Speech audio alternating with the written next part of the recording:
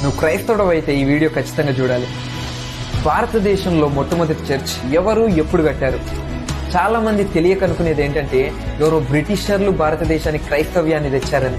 కానీ నిజానికి సుమారు 2000 సంవత్సరాల క్రితమే క్రీస్తు శకము 52వ సంవత్సరంలో యేసు క్రీస్తు 12 మంది శిష్యుల్లో ఒకడైన తోమ ఓడ మార్గమున కేరళలోని కొడంగులూరు అనే ప్రాంతానికి వచ్చాడు. ఆయన వచ్చి యేసుక్రీస్తు సువార్తను ప్రకటించాడు. ఆయన యేసు నామములో రోగులను స్వస్థపరిచాడు, దురాత్మలను వెళ్ళగొట్టాడు, మరియు గొప్ప అద్భుతాలు కూడా చేశాడు. అయితే సువార్తను విని జరుగుతున్న ఆశ్చర్య కార్యాలను చూసి ఎంతో మంది యేసుక్రీస్తు యందు విశ్వాసం ఉంచారు. అదే క్రీస్తు శకం 52వ సంవత్సరంలో విశ్వసించిన వారు ఇచ్చిన భూమిలో కేరళలోని పలయూర్ అనే ప్రాంతంలో మొట్టమొదటి చర్చ్ బిల్డింగ్ ని నిర్మించాడు. అలా కొన్ని సంవత్సరాల్లోనే కేరళలో 7 చర్చెస్ స్థాపించాడు.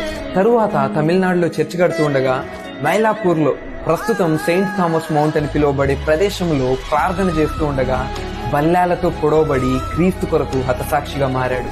భారతదేశానికి సువార్త 200 సంవత్సరాల క్రితము బ్రిటిషర్ల పరిపాలన వలన రాలేదు, కానీ 2000 సంవత్సరాల క్రితము ప్రేమ ప్రాణ త్యాగం వల్ల వచ్చింది.